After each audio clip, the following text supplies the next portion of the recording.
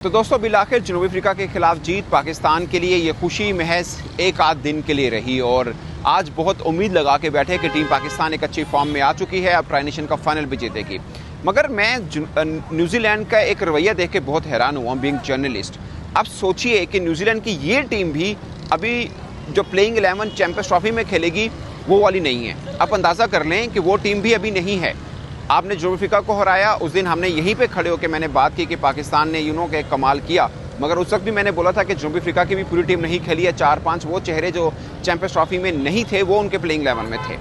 But अब जिस तरह न्यूजीलैंड ने पाकिस्तान को के इस फाइनल के अंदर पाकिस्तान के साथ बर्ताव किया वो अपने आप में एक खास है। सोचिए फर्गूसन नहीं खेल रहे, मैट हेनरी नहीं खेल रहे, रचन शायद फुल फिट नहीं थे इसलिए नहीं खेल रहे, बट प्लेइंग 11 के अंदर वो जब पहला मैच पाकिस्तान 19 को खेलेगा ये तीनों क्रिकेटर्स हिस्सा होंगे, क्योंकि स्मिथ नहीं खेलेंगे, डफी नहीं खेलेंगे। अभी जो पेस अटैक पाकिस्तान के खिलाफ खेला, तीनों फास्ट बॉलर्स के कुल मैच 23 ओडीआई बनते हैं। तीनों खिलाड़ियों के कुल मैच, एक के 5 हैं, एक के 10 हैं, एक के 8 हैं, तो 23 वनडे मैचेस बनते हैं तीनों फास्ट बॉलर्स के। मगर मैं आपको हैरानकुन बात बताऊं, हैरानकुन बात यह है कि पाकिस्तान इस मैच में फंसा तो स्पिनर्स के हाथों फंसा। आप खाली सेंटनर और ब्रेसविल की एग्जांपल उठा के देख लीजिए। ब्रेसविल ने 1 ओवर मेडन किया है, 10 ओवर 38 रन दिए हैं, उन्होंने विकेट्स लिए हैं, और सेम सेंटनर ने 10 ओवर में 20 रन दे के 2 विकेट्स लिए हैं। तो पाकिस्तान ने 20 ओवर में 58 रन बनाए हैं, 1 मेडन खेला है और 4 विकेट्स दिए हैं अगेंस्ट न्यूजीलैंड स्पिनर। एक्चुअली में रेगुलर स्पिनर तो एक सेंटनर ही है। और कहाँ पे खेल रहे हैं? हम अपने घर में, कराची में, जहाँ पे हम मान करते हैं कि कि हमारा देश, हमारी पिच यहीं पर खेल कूद के बड़े हुए हैं, और हम स्पिनर्स को अपने घर में गोरी टीम के खिलाफ नहीं खेल पा रही हैं। आप सोचिए, हमने ये सुन रखा था कि हम न्यूजीलैंड, ऑस्ट्रेलिया, जनूबी अफ्रीका या इंग्लैंड जाएं तो बाउंसी ट्रैक के ऊपर हम फिसलते हैं, मगर हम स्पिन ट्रैक के ऊपर भी हमारे कदम लड़खड़ाए हैं। और आप इसमें 1-2 चीज़ें पॉजिटिव हुई हैं। उस दिन पाकिस्तान जीता था, मैंने जो कंसर्न मेरे थे मैंने वो बोले, लेकिन आज पाकिस्तान का जो रिजल्ट हुआ उस पर मैं पाकिस्तान के पॉजिटिव चीज़ के ऊपर बात भी ज़रूर करूँगा। 1-2 चीज़ें पॉजिटिव ज़रूर मिली हैं, मगर इन 1-2 चीज़ों के बलबूते पर आप चैंपियंस ट्रॉफी, मैंने आपसे सुबह को जो व्लॉग किया था, मैंने आपको बोला था कि ट्राई नेशन का फाइनल जीत के हम कुछ उस कैटेगरी में आ सकते हैं जो लोग 4 टीमों की बात करें सेमीफाइनल की। मैं एट द मोमेंट पाकिस्तान को उस कैटेगरी के अंदर शामिल नहीं करना चाह रहा था। उसकी वजह ये थी, मुझे लगता है कि अभी आपकी बड़ी टीम के साथ मुकाबला हुआ नहीं था। जनूबी अफ्रीका के साथ हुआ, कहने को वो बड़ी टीम है, हमने उनके घर में जाके हराया भी है, बट आप वो टीम उठा के देख लीजिए जोहानिसबर्ग में जो हमने आखिरी मैच खेला जनूबी अफ्रीका के खिलाफ, वो टीम उठा के देख लीजिए, और जो टीम हम चैंपियंस ट्रॉफी में खिला रही हैं वो टीम उठा के देख लीजिए। 5 चेंज हैं उस टीम के अंदर। अब्दुल्ला शफीक खेले, साइम अयूब खेले, ऑफ कोर्स साइम अयूब अब नहीं है, फिट नहीं है, कामरान गुलाम खेले, 3 ये बल्लेबाज थे, हसनैन खेले और सुफियान मुकीम खेले थे। वो 5 खिलाड़ी जो इस प्लेइंग 11 के अंदर पाकिस्तान में शामिल नहीं है। आप सोचिए कि आप ये दावा करते हैं कि आप 3 वनडे सीरीज जीत के आए हैं और फिर चैंपियंस ट्रॉफी के ऊपर आप खड़े हैं, तो अब ये भी सोचिए कि उन 3 वनडे सीरीज के अंदर क्रिकेटर्स कौन कौन से थे। खाली पाकिस्तान के नाम से थोड़ी होगा, आपको वो प्लेइंग 11 भी देखना है जिसके तहत आप जीते थे। आप सुफियान मुकीम से थे, उसमें हसनैन थे, अगरचे मुझे ज़्यादातर पे लगता है कि यहाँ पे हसनैन की जगह पे कोई और भी हो सकते थे, बट मैं आपको वो फॉर्मेट, वो प्लेइंग 11 या कॉम्बिनेशन बताना चाहता हूँ। अब्दुल्ला शफीक अच्छे रन नहीं कर रहे थे, वहाँ पे आपके पास साइम अयूब थे, फिर कामरान गुलाम थे, 3 ये बल्लेबाज वो नहीं है, 2 बॉलर वो नहीं है। अब अबरार के ऊपर आपने 3 मैचेस खिला दिए हैं, कहीं पर वो उतने इंप्रेसिव नहीं लगे, अगरचे पाकिस्तान ने थोड़ा मैच फंसाया बट उतने इंप्रेसिव नहीं लगे। आप 30th ओवर की बात कर लें, 31st ओवर की बात कर लें, वहाँ पे मिचेल की एक की अपील थी जो अंपायर ने नहीं दी, वहाँ पे रिव्यू लेते तो शायद हमारे हक में हो जाता। उसके बाद लथम का कैच ड्रॉप किया शाहीन अफरीदी ने, अनलकी आप कह सकते हैं, बट मुझे ज़्यादातर पे लगता है विल जॉन्ग को अंपायर अगर आउट ना देता तो वो नॉट आउट ही था एक तरह से। अंपायर कॉल थी इसलिए उनका आउट डिक्लेयर हो गया, बट टेक्निकली वो बॉल बिल्कुल हल्का सा किस कर रही थी विकेट को, वो उनका मतलब हमारे पास गुड लक बैड लक दोनों हुई हैं, but at the end of the day उन्होंने भी फहीम अशरफ राना साहब के मोहब्बत में 2 कैचेस उनसे भी ड्रॉप हुए हैं। मैं ये नहीं कह रहा उन्होंने किए हैं, बट वो मतलब फिलिप्स ने कैच ड्रॉप किए हैं, सीधा एरियल कैच ड्रॉप किया है। पॉइंटीज के क्रिकेट के अंदर ड्रॉप कैच, बुरे फैसले, ये सब खेल का हिस्सा है, but at the end of the day जीत किसके नाम होती है वो मैटर कर रही होती है।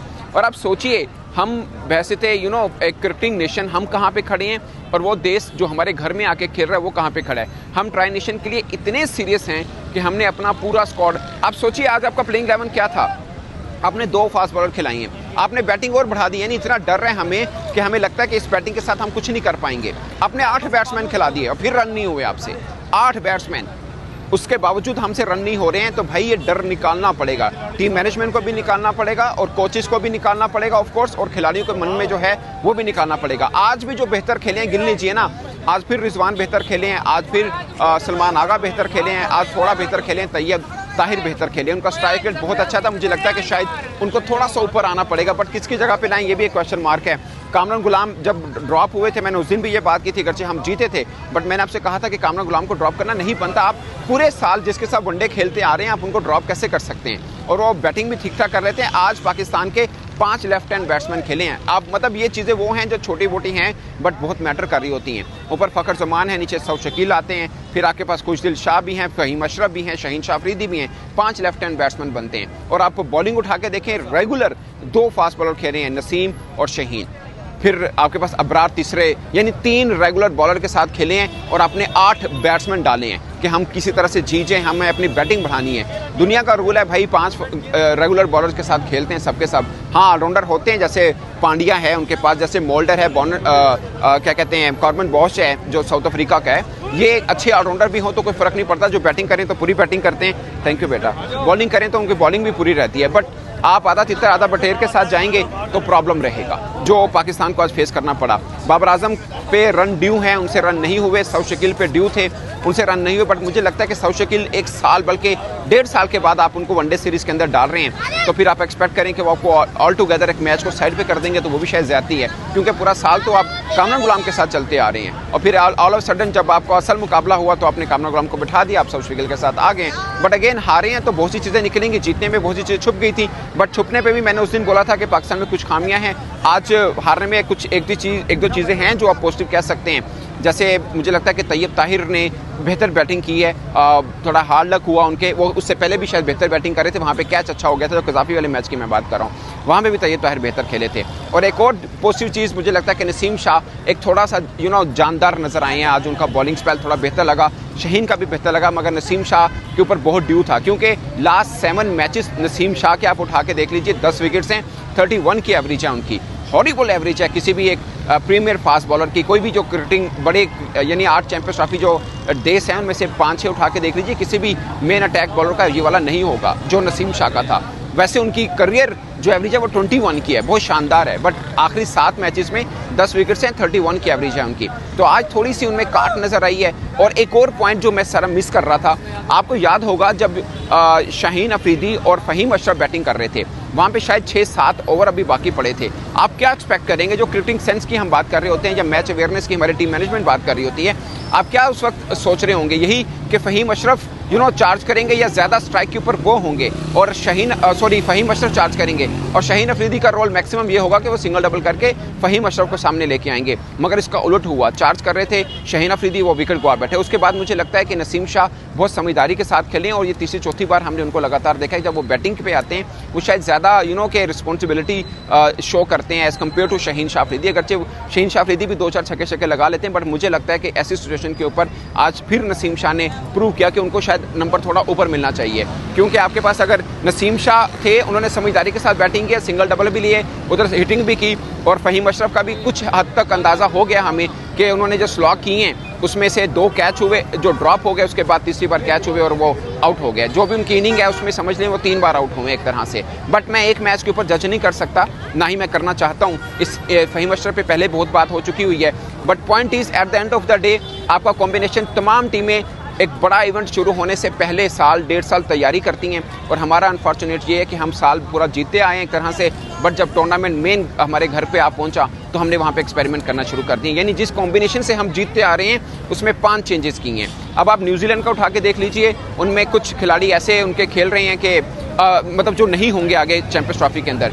फॉर एग्जाम्पल आप एग्जाम्पल देख लीजिए कि अभी रोडकी के साथ उनका अटैक बनेगा, फर्गूसन के साथ बनेगा, मैट हेनरी बनेंगे, ये 3 पेस अटैक आएंगे। बाकी सेंट्रन और ब्रेस्टविल रचन अगर खेलते हैं तो रचन उनकी बॉलिंग ऐड हो जाएंगे, विल जॉन्ग नहीं होंगे फिर रचन होंगे। यानी ये वाला स्क्वाड जब 19 को पाकिस्तान के खिलाफ मैदान में उतरेगा तो समझ लीजिए कदरे बेहतर होगा जो आज न्यूजीलैंड का मैदान में उतरा। सो पॉइंट इज कि पाकिस्तान के लिए 1-2 अच्छी न्यूज़ ज़रूर है इस मैच में, मगर ऑल टुगेदर न्यूजीलैंड ने हमें अपने ग्राउंड में दूसरी दफ़ा इस ट्राई नेशन के अंदर बुरी तरह से मात दी है और एक ही जीत हमारे मुकद्दर बनी है, वो अफ्रीका के खिलाफ बनी। उसमें भी 5 खिलाड़ी वो खेल रहे हैं या 4 खिलाड़ी वो खेल रहे थे, चैंपियंस ट्रॉफी उनके स्क्वाड का हिस्सा नहीं है। तो कुल मिला के पाकिस्तान के लिए थोड़ी परेशानी की बात ज़रूर है और अब पहला मैच हमें चैंपियंस ट्रॉफी का आगाज़ करना है न्यूजीलैंड की टीम के खिलाफ, जिनके खिलाफ हम ऑलरेडी 2 मैचेस हार चुके हुए हैं। और उनकी सीरियसनेस उठा के देख लीजिए कि हमारे लिए ये ट्राई नेशन का फाइनल ही सब कुछ था और वो इतनी ईजी होकर खेल रहे हैं कि उन्होंने अपनी प्राइम टीम ही नहीं खिलाई इस फाइनल के अंदर। तो ये डिफरेंस है दोनों की आइडियोलॉजी के अंदर। और एक और बात मैं बता दूं, बहुत कम लोग जानते हैं कि पूरे न्यूजीलैंड जो 35-40 लाख आबादी का एक मुल्क है, उसके अंदर 115 टोटल क्रिकेटर्स हैं जो उनके डोमेस्टिक कॉन्ट्रैक्टेड क्रिकेटर हैं, उसमें से उठा के वो टीम बनाते हैं। और आप अपना स्ट्रक्चर उठा के देख लीजिए, हमने 3 प्रैक्टिस मैचेस के लिए जो चैंपियंस ट्रॉफी के लिए टीमों ने प्रैक्टिस मैचेस खेले हैं, 3 वो टीमें अनाउंस की हैं, एक हमारी टीम खेल रही है। तो कुल मिला के 60 क्रिकेटर तो यही बन जाते हैं। उसके अलावा भी हमारा टूर्नामेंट डोमेस्टिक का चल रहा है जहाँ पे क्रिकेटर्स खेल रहे हैं। तो पूल हमारा बड़ा है। प्रॉब्लम क्या है कि फिर हम मेरिट में सिलेक्शन नहीं करते, इस वजह से ये मसाइल आ रहे हैं। और दूसरा एक और पॉइंट जो बहुत कम लोगों को पता है कि न्यूजीलैंड क्रिकेट बोर्ड का अपना जाती एक भी क्रिकेट ग्राउंड नहीं है। जब वो टूर्नामेंट होता है, कुछ सीरीज होती है, तो वो कौंसल से रेंट पे लेते हैं, उसका रेंट पे करते हैं और वहाँ पे मैचेस कराते हैं। ये मैं खुद 4 बार वहाँ पे गया हूँ, ये मैं आपको 100% ठीक बात बता रहा हूँ। उनका अपना जाती एक भी ग्राउंड नहीं है। और उनकी क्रिकेट देख लीजिए, वो इंडिया को भी इंडिया के अंदर 3-0 टेस्ट हरा के गए हैं, पाकिस्तान को पाकिस्तान के अंदर मार रहे हैं। तो एक डिफरेंट क्रिकेट खेल रहे हैं। सिंपल एक फार्मूला है कि मेरिट के ऊपर सिलेक्शन है। इस पर दोस्तों आप अपनी राय कमेंट के सूत्र में जरूर बताएगा। मेरी तरफ से इतना ही, इजाजत दीजिए। अल्लाह हाफिज़।